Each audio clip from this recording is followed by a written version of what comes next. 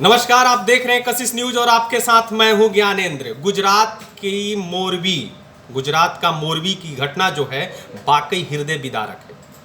इससे पूरा देश हिल गया है। छठ का तीसरा दिन था, अस्ताचलगामी सूर्य को अर्घ्य दिया जा रहा था और गुजरात के मोरबी में माछू नदी पर जो ये हादसा हुआ वो वाकई हिला देने वाला रास्ता था। लेकिन अब एक नई बहस छिड़ गई है कि आखिर इसके लिए दोषी कौन, किसके कारण से ये जो केबल पुल था वो टूट चुका और इतने लोगों की मौत हो गई और अभी भी वहां पर राहत बचाव कार्य चालू है, जिसको लेकर के पूरे देश की निगाहें वहां टिकी हुई है।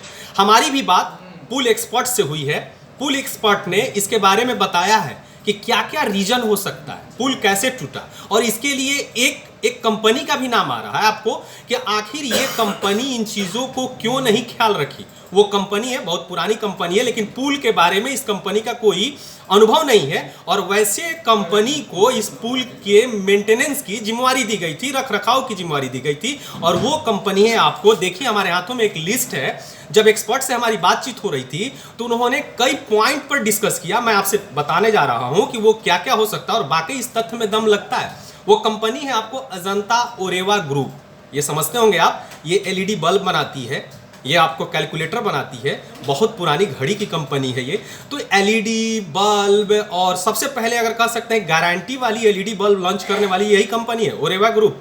और ये कंपनी, अब बताइए, जो बल्ब बनाती है, जो कैलकुलेटर बनाती है और जो आपको कह सकते हैं कि ये कैलकुलेटर बल्ब बनाने वाली कंपनी को पुल का मेंटेनेंस का जिम्मेवारी देना, कहीं ना कहीं एक्सपर्ट को ये बात खटक रहा है। एक्सपर्ट से जिनसे हमारी बातचीत हुई है वो पुल के एक्सपर्ट माने जाते हैं, इंजीनियर कैटेगरी से आते हैं, तो उनसे हमारी बात हुई तो कई पॉइंटों पर उन्होंने डिस्कस किया। जरा गौर से सुनिएगा। उन्होंने कहा कि ये जो पुल है 6 महीने से बंद था, तो जबरदस्ती क्यों इसको चालू किया गया।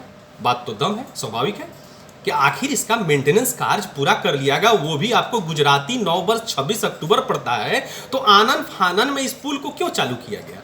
क्या इस पुल को चालू करने के पहले सारी प्रक्रियाएं जो होती है, यानी कि जांच की प्रक्रियाएं, वो हो चुकी थी। तो ऐसा कुछ सामने आ रहा है कि वो जांच की प्रक्रियाएं नहीं पूरी की गई थी, कोई वेरिफिकेशन नहीं हुआ था। सिर्फ ये चीज हुआ था कि 26 अक्टूबर को ये गुजराती नव वर्ष मनाया जाता है, तो आपको ओरेवा ग्रुप के एमडी हैं, ओरेवा ग्रुप के एमडी हैं, और उन्होंने क्या किया, जयसुख पटेल, उन्होंने एक पीसी बुलाई और पीसी बुला करके इस पुल को चालू करने का घोषणा कर दिया। अब इसको लेकर के उन्होंने परमिशन लिया कि नहीं लिया नगर पालिका से, यानी कि जो मोरबा नगर पालिका है उससे ये परमिशन वेरिफिकेशन, ये सारी प्रक्रियाएं हुई कि नहीं हुई। इसमें एक बात निकल करके आया है, आपको जरा गौर कीजिएगा मेरी बातों पर, कि वो आपको मोरबा नगर पालिका के जो आपको सीएमओ हैं, वो उनका नाम है आपको संदीप सिंह झाला। उन्होंने इस बात से इनकार किया है कि कोई हम लोगों से वेरिफिकेशन नहीं किया गया, हम लोगों से परमिशन पुल को चालू कराने के लिए नहीं लिया गया, और सिर्फ ओरेवा ग्रुप के जो एमडी हैं उन्होंने 26 अक्टूबर को एक प्रेस कॉन्फ्रेंस बुलाई और इस पुल को चालू करने की घोषणा कर दी। तो इस बात से ये पता चलता है कि ओरेवा ग्रुप का यहाँ पर काफी झोल झाल है, यानी कि कह सकते हैं कहीं ना कहीं। जो सबसे बड़ा चीज है क्या कि दूसरा पॉइंट जो एक्सपर्ट ने बताया, वो रेनोवेशन के बाद क्या मजबूती की जांच हुई। बात तो सही है, जिसको आपको सीएमओ ने इनकार कर दिया कि नगर पालिका की ओर से किसी प्रकार का ये मजबूती की जांच नहीं कराई गई, सीधे सीधे वो उसको चालू करने की घोषणा कर दी गई।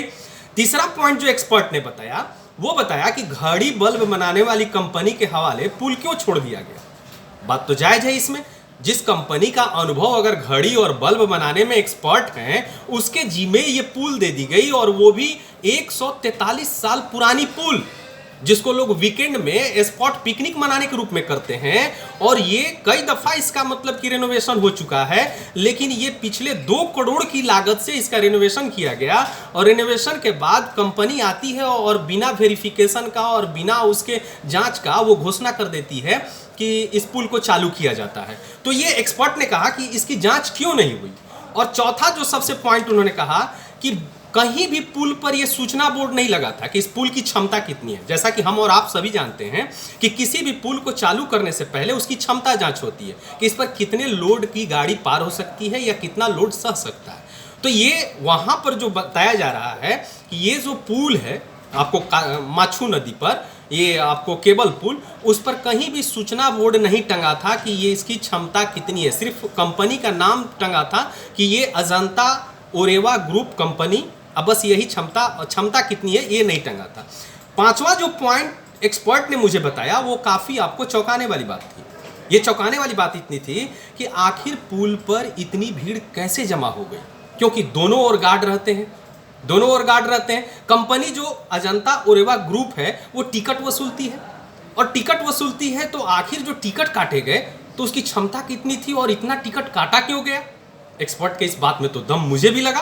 खैर ये तो जांच का विषय है, लेकिन ये बताइए कि 143 साल पुरानी इस पुल अगर टूटी है और इतने लोगों की जान गई है और अभी भी कितने लोग मिसिंग हैं, तो स्वाभाविक है कि एक्सपर्ट ने जो ये 5 जो पॉइंट बताई मुझे, तो मुझे लगा कि आप तक शेयर करना चाहिए था मुझे भी। और ये एक जांच का विषय तो जरूर बनता है कि आखिर इतनी मिस्टेक्स कहाँ से हुई। खैर इस मामले को जांच के लिए, इस मामले की जांच के लिए कमेटी बना दी गई है, पूरे देश की इस पर नजर है। देखने वाली बात होगी कि इस जांच में क्या